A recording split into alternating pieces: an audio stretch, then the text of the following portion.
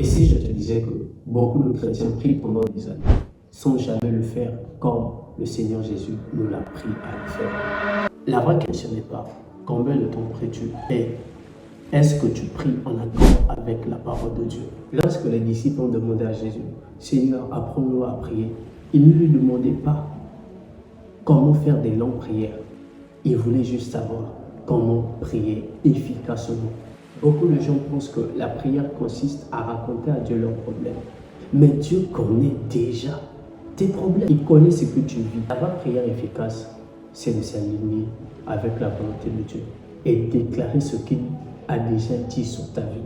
C'est la prière efficace. Tu dois savoir ceci. Tu ne pries pas depuis la terre, mais tu pries depuis ta position en Christ. Car ceci, il nous a ressuscités ensemble avec nous et nous a fait asseoir dans le lieu céleste en Christ Jésus. Voilà la réalité spirituelle. Tu ne pries pas comme quelqu'un qui essaie d'obtenir quelque chose, mais tu pries comme quelqu'un qui est dans la victoire. Tu pries comme quelqu'un qui est assis avec Christ dans le lieu céleste. Tu ne supplies pas un Dieu lointain, mais un Père qui t'a déjà donné l'accès dans sa présence. Nous ne devons pas supplier Dieu, car nous ne supplions pas un Dieu lointain. Nous prions comme quelqu'un qui nous a déjà donné l'accès dans sa présence. Comme des rôles. Tu pries comme quelqu'un qui est assis avec Christ dans le lieu céleste. La vraie prière commence par une révélation. L'apôtre Paul ne prie pas pour que les chrétiens deviennent plus riches. L'apôtre Paul ne prie pas pour que les chrétiens ne rencontrent plus les problèmes, plus les défis.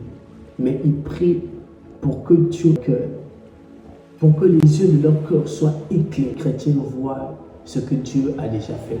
Il prie pour que les yeux de leur cœur soient éclairés. Le plus grand miracle, ce n'est pas de recevoir quelque chose. Le plus grand miracle, c'est de voir. C'est de voir ce que Dieu a déjà fait. Quand tes yeux spirituels s'ouvrent, tout change. La prière efficace, c'est de déclarer la parole de Dieu. Jésus répondit aux attaques de Satan par « Il est écrit ». La parole de Dieu est l'autorité du royaume. Au lieu de déclarer dans ta bouche « Dieu, je suis fatigué », déclare plutôt « Je peux tout faire par Christ qui me fortifie. Et je suis rempli de la force de Dieu pour faire sa volonté. » Ça, c'est une parole puissante. Au lieu de déclarer « Je suis seul, je suis abandonné, plus personne ne veut être avec moi, les gens m'ont quitté », déclare plutôt « Il est écrit, il ne me délaissera point, il ne m'abandonnera point, il sera avec moi jusqu'à l'éternité. » Mais encore, même quand je marche dans l'ombre de la vallée de la mort, je ne crains rien. Oh, ça, c'est une déclaration. Ça, c'est la prière. Et si tu passes par le moment de difficulté financière, déclare. Je suis béni de toutes sortes de bénédictions. Oh, et là, la prière devient vivante. Quand tu pries avec la parole de Dieu, tu pries en accord avec la volonté de Dieu pour ta vie. Et une prière priée selon la volonté de Dieu est priée avec foi et autorité. À partir d'aujourd'hui, ne laisse plus tes émotions diriger ta prière.